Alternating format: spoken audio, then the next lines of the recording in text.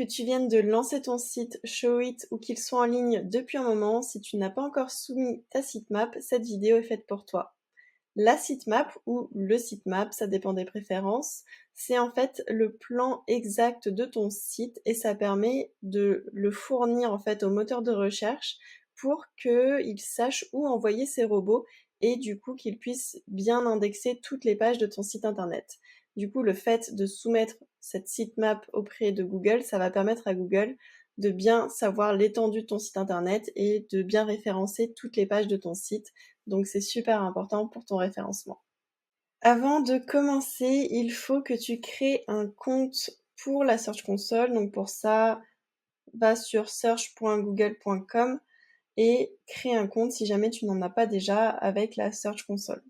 Une fois que ça c'est fait, si tu n'as pas encore de propriété dans ta Search Console, tu arriveras probablement sur cette fenêtre. Mais si jamais tu ne vois pas ça, tu peux cliquer en haut à gauche sur Ajouter la propriété, puis Ajouter la propriété et tu retrouveras cette interface. Donc ensuite, on va rentrer le domaine dans la fenêtre de gauche pour être sûr que ça prenne toutes les URL et tous les sous-domaines que tu pourras avoir sur ton site en HTTP ou HTTPS. Et du coup, on va rentrer ici sans mettre HTTPS ou www, on met vraiment que le domaine. Donc moi, par exemple, ce serait aspencreative.studio, c'est mon nom de domaine. Et on va cliquer sur Continuer. Ensuite, ça va détecter en fait chez qui on est au niveau du nom de domaine. Donc moi, c'est One and One, Yonos.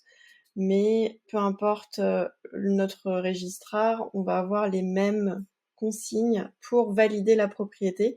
Donc en fait, le but de valider la propriété, c'est de bien vérifier que tu es propriétaire du domaine et donc du site pour pouvoir soumettre la sitemap. Donc ce qu'on fait, c'est qu'on va copier ce code, donc on clique sur copier, et après il faut se rendre sur son registrar, donc chez qui on a pris son nom de domaine. Dans son registrar, donc c'est pas fait de la même façon en fonction de chez qui on est. Chez Yonos, il faut cliquer sur le menu domaine et SSL, puis sélectionner son domaine. Et ensuite, dans DNS, on a accès à ce qu'on appelle la zone DNS. Donc là-dedans, on a toutes les informations pour mettre en ligne le site, pour vérifier la propriété sur son logiciel emailing, sur Pinterest et sur Google. Et ce qu'on fait, c'est qu'on clique sur Ajouter un enregistrement. On choisit le type d'enregistrement, donc là c'est TXT. Pour rappel, c'est ce que disait Google, de faire un enregistrement TXT. Et ici, on va coller dans valeur le code que nous a fourni Google pour vérifier qu'on soit bien propriétaire de ce domaine. Une fois que c'est fait, on clique sur enregistrer et il peut y avoir un petit délai de propagation, mais en général avec cette méthode c'est très rapide.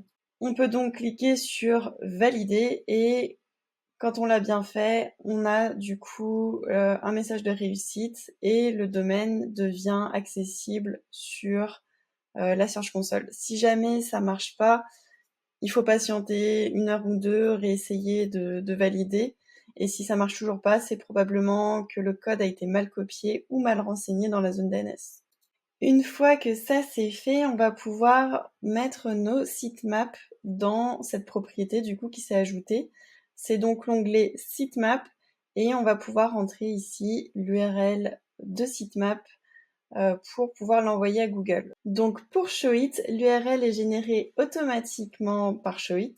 Donc il suffit de suivre la structure indiquée. On va donc avoir ton nom de domaine / siteinfo.xml.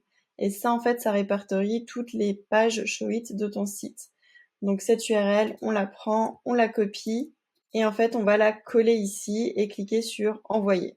Pour WordPress, il faut avoir activé l'extension Yoast SEO qui est enregistrée par défaut sur le blog WordPress lié à Showit. Donc une fois que l'extension est activée, on a nos sitemaps sur nom de domaine / sitemap index.xml et donc c'est ça qu'on va renseigner dans Google. Au même endroit ici, on fait copier-coller et envoyer. Et ensuite, en fait, on va voir nos différentes pages ici s'afficher. Si jamais c'est rouge, une fois qu'on vient de soumettre, c'est normal. Il suffit de rafraîchir et après, on verra opération effectuée l'état ou alors que ça va bientôt être effectué parce qu'on voit quand est-ce qu'on a soumis la sitemap et la dernière fois que Google en fait a envoyé des robots. Donc là on voit qu'on est le 19 juin et dernière lecture 15 juin, 15 juin, 16 juin, 18 juin. Donc en fait ça permet aux robots de toujours avoir le plan du site et d'envoyer des robots si jamais il y a des nouvelles pages, des nouveaux articles ou autres, et ça lui permet de découvrir bien toutes les pages qui composent notre site internet. Voilà, c'est tout pour cette vidéo très très simple. C'est donc une étape essentielle pour ton site internet, pour ta visibilité, pour ton référencement naturel. Donc vraiment prends le temps de soumettre ton ou tes sitemaps sur Google Search Console. Si jamais tu n'as pas de blog, tu n'auras qu'à faire la sitemap Show It. Si jamais tu as un blog, tu fais les deux sitemaps. Et du coup, ça va te permettre d'augmenter tes chances d'attirer du trafic organique, donc à ne pas négliger. Voilà, j'espère que ce tuto t'a plu. N'hésite pas à t'abonner pour être informé des prochaines vidéos et je te dis à très bientôt.